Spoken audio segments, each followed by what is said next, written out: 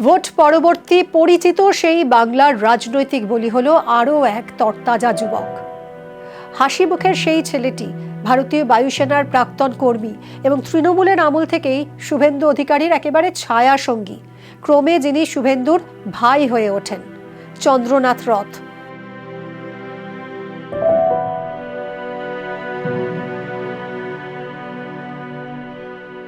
তাকে গুলি করে ঝাঁঝরা করে দিল আততায়ীরা।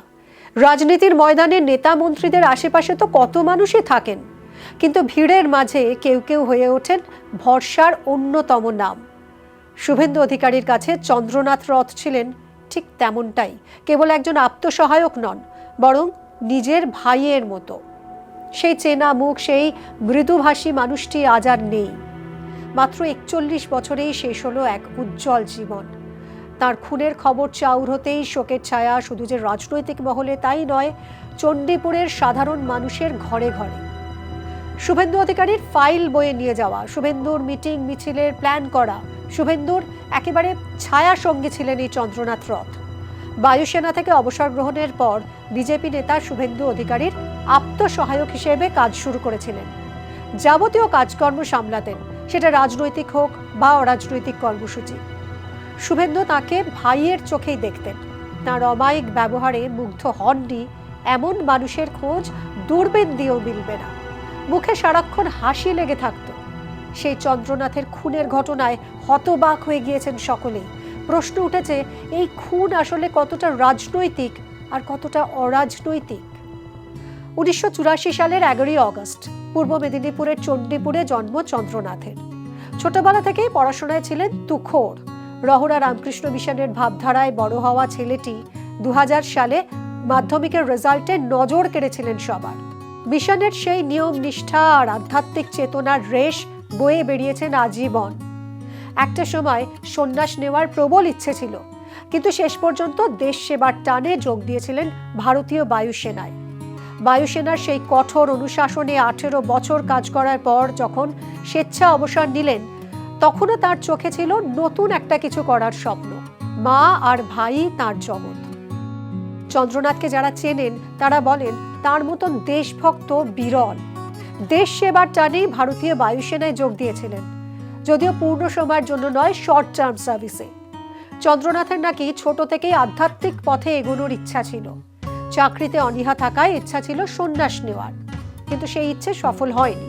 বায়ুসেনা থেকে সরাসরি শুভেন্দুর ডান হাত। শুভেন্দু অধিকারীর সঙ্গে চন্দ্রনাথের সম্পর্ক প্রায় 8 বছরের। তখন শুভেন্দু অধিকারী তৃণমূলে। সেই সময় থেকেই চন্দ্রনাথের কর্মদক্ষতা আর আনুগত্য শুভেন্দুর নজর কেড়েছিল। 2019 সালে শুভেন্দু যখন জল সম্পদ মন্ত্রী, তখন থেকেই চন্দ্রনাথের সরকারিভাবে আত্মসহায়ক হিসেবে পথ চলা শুরু। 2020 সালে রাজনৈতিক পট পরিবর্তন হলো। শুভেন্দু তৃণমূল ছেড়ে বিজেপিতে যোগ দিলেন। অনেকেই দল বদল করেন স্বার্থে, কিন্তু চন্দ্রনাথ গিয়েছিলেন আস্থার টানে। 2021-এ শুভেন্দু বিরোধী দলনেতা হওয়ার পর থেকে তার সঙ্গে ছায়ার মতো থাকতেন এই প্রাক্তন বায়ুসেনা কর্মী। ফাইল বওয়া থেকে শুরু করে মিছিলের পরিকল্পনা সবটাই সামলাতেন তিনি। চন্দ্রনাথের বিশেষত্ব ছিল তার অমায়িক ব্যবহার আর ঠোঁটের কোনায় লেগে থাকা সারাক্ষণের হাসি। রাজনীতির জটিল ঘূর্ণিপাক বা হাজারো ব্যস্ততার মাঝেও তার মুখ থেকে হাসি কখনো মুছে যেতে দেখেননি কেউ।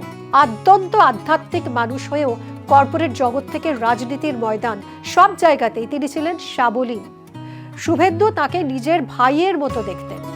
তার অমায়িক ব্যবহারে মুগ্ধ হননি এমন মানুষের খোঁজ মেলা ভার।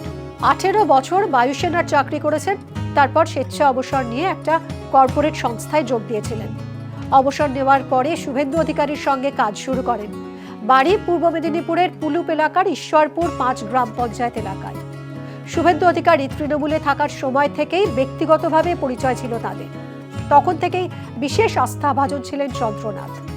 এদিকে চন্দ্রনাথের সঙ্গে রাজনীতির যোগ বহুদিনের। একটা সময় তার মা হাসি রথ তৃণমূলের পঞ্চায়েত সমিতির কর্মাধ্যক্ষ ছিলেন। শুধু তাই নয়, শুভেন্দুর সঙ্গে চন্দ্রনাথের পরিবারের যোগাযোগ সেই 90-এর দশকের শেষ পর্ব থেকে।